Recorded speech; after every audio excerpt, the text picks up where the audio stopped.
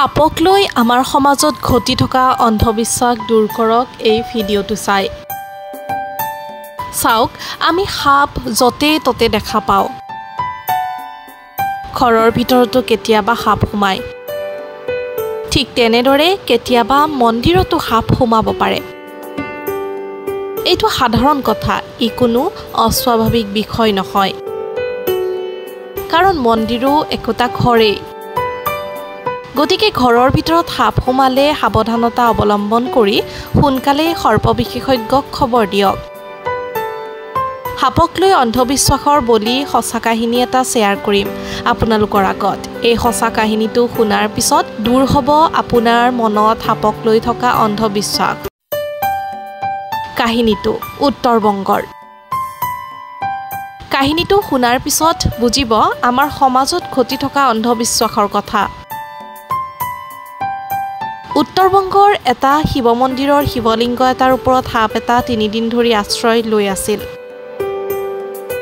স্থানীয় সাধাৰণ মানুহে সেয়া এক অলৌকিক বিষয় বুলি ভাবি ল'লে। সাপটোক ৰাইজে দূৰৰ পৰাই পূজাত ব্যৱহাৰ কৰা কিবা-কিবি খাদ্যবস্তু আগবঢ়ালে। পূজাত ব্যৱহাৰ কৰা উদ্ভিদজাত বস্তু সাপে খায় জানো?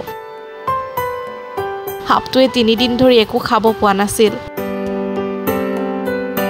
মন কৰিব যে কেতিয়াবা কোনো কাৰণত সাপ এটা একে ঠাইতে কেইবাদিন থাকিব পাৰে।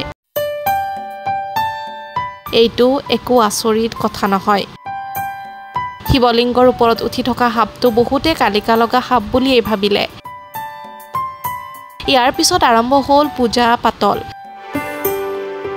3 দিন ধৰি সকলো ব্যস্ত পূজা কৰাত। কিন্তু ভবাৰ দৰে সাপটো কালিকা লগা নহয়। প্ৰকৃতিৰ কোনো জীৱই কালিকা লগা নহয়। এইবোৰ মানুহৰ ভ্ৰান্ত ধাৰণা তথা অন্ধবিশ্বাস। আমাৰ সমাজত সাপক লৈ বিভিন্ন ধৰণৰ অন্ধবিশ্বাস আছে। ঘৰৰ ভিতৰত বা মন্দিৰত সাপে আশ্ৰয় ল'লে ইয়াৰ বিজ্ঞানসন্মত কাৰণ বিচাৰি উপযুক্ত ব্যৱস্থা ল'ব লাগে। কালিকা লগা বা এইবোৰ অলৌকিক কাণ্ড বুলি হুলস্থুল কৰি অন্ধবিশ্বাস বিয়পোৱাৰ দৰে কাম কৰিলে মানুহৰ ক্ষতি হয়। বিশেষকৈ সৰু ল'ৰা-ছোৱালীৰ বাবে ই বেছি ক্ষতিকাৰক। মন্দিৰটোলৈ 3 দিনৰ পিছত সাপ বিশেষজ্ঞ এজনক মাতি অনা হ'ল। বিশেষজ্ঞজনে সাপটো ধৰিয়েই গম পালে যে সি অসুস্থ আৰু কলৈকো যাব পৰা নাই। সাপটো তেখেতে অলপ প্ৰতিপালন কৰি পাছত চিকিৎসকৰ সহায়ত চিকিৎসাৰ ব্যৱস্থা কৰিলে। লাহে লাহে ক্ৰমাৎ সুস্থ হৈ উঠিল আৰু তাক হাবিত এৰি দিয়া হ'ল। সাপ বিশেষজ্ঞজনে ৰাইজক বুজাই ক'লে যে সাপক লৈ মনত কোনো ধৰণৰ অন্ধবিশ্বাস ৰখা ঠিক নহয়। সাপৰ সাধাৰণ চাল চলনৰ বিষয়ে সকলোৱে জানিবলৈ চেষ্টা কৰিলে ভয়ৰ কোনো কাৰণেই নাথাকে। সাপে কোনো ঠাইত আশ্ৰয় ল'লে শীঘ্ৰেই বিশেষজ্ঞক খবৰ দিয়ক। সকলো প্ৰাণীয়ে প্ৰকৃতিৰ ভাৰসাম্য ৰক্ষা কৰাত সহায় কৰে।